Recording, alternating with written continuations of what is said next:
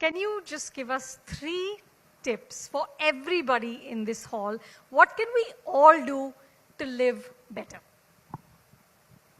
So I think the first would be sleep. How much? How much is enough? It's not about how much, it's about how good the quality of your sleep is. Oof, I knew there couldn't be an easy Some answer. people can sleep for 5 hours, deep quality, wake up energetic. Some people can sleep for 9 hours and wake up tired.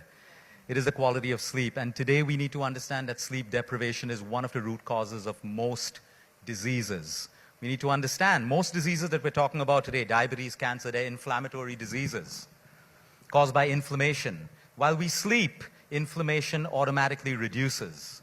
So you can keep popping anti-inflammatory pills and curcumins and gingers and all of your stuff that you have every day. But if you don't sleep well at night, okay, your body does not heal you. So that would be number 1, sleep. The second would be your emotional health. I can't tell you, if I had to put a percentage to it, I would say 90% of our patients who come to us, the root cause of their disease has started in their mind and manifested in their body. Share a simple story with you. 4 days ago, I had this lady who came into me. She brought her daughter who had eczema all over her body. And she brought her in for a consult. And then she said, Luke, 2 days ago, I got eczema on one finger. One finger was completely filled with eczema. And she said, I believe what you say. She's saying the night before, she's saying, I asked the universe, please take my daughter's eczema away and give it to me. 24 hours. This happened 3 days ago. She has eczema on one finger of her body. Till that time, she was completely okay. You see, the mind is a very powerful tool and it can destroy us as well. Look at the amount of people over here. The power of everyone's mind. It can be used to build something beautiful or it could be used to destroy as well. So we're losing control of our mind today, the way people are reacting to stress. And if our emotional health is not good, we will have disease or we will not be able to heal. Most sickness starts in the mind, which is why I said mindset. When we keep changing our mindset, some people get cancer and they believe it's all over. It will be all over. Some people get cancer and say, I'm stronger than this. Most of them heal.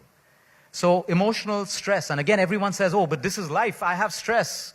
You see, the human mind finds a way to justify everything. You can have all the stress in the world, but it's how you take that stress. Most people have attachment to their stress. So if I lose something means my identity is gone, my social status is gone, and all of that stuff. And that's what depresses us.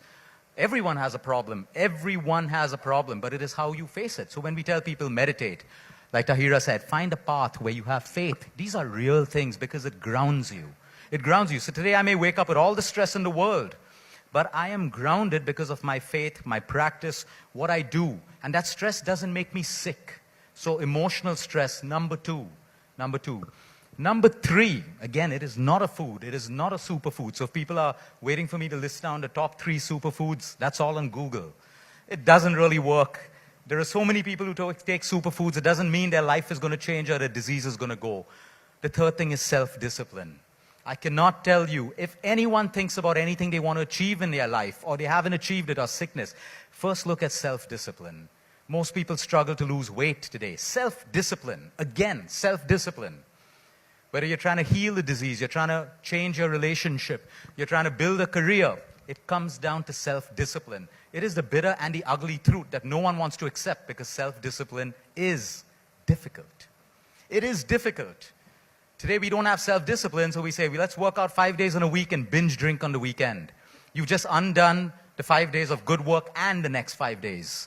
And then we think, oh, now I need a more complicated diet. I need to move on to keto. I need to become a vegan. I need to do all these extreme things because I don't have self-discipline. There's nothing wrong with being a vegan. None of that stuff. It's just an example. I ate a samosa. Now, Google, 500 calories. Let's burn 500 calories on the treadmill. And I'll burn out that samosa. Unfortunately, the body doesn't work on the principle of math. It works on physiology, chemistry, biology.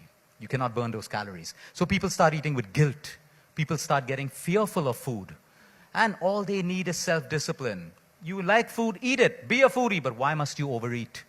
You like alcohol, drink, but why must you overdrink?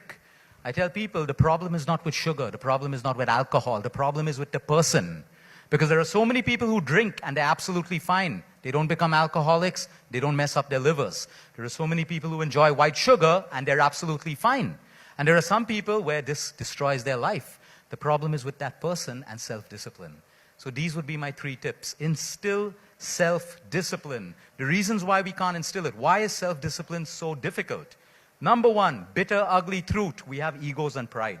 So we think that, oh, why should I do this? I have wealth and I have comfort. Why should I go and get the TV remote? Let me buzz and get the servant to pick up the TV remote and give it to me.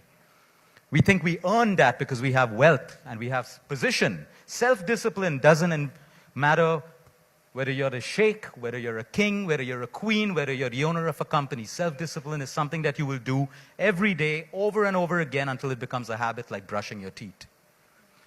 So these are my 3 tips for people to heal and have better lives.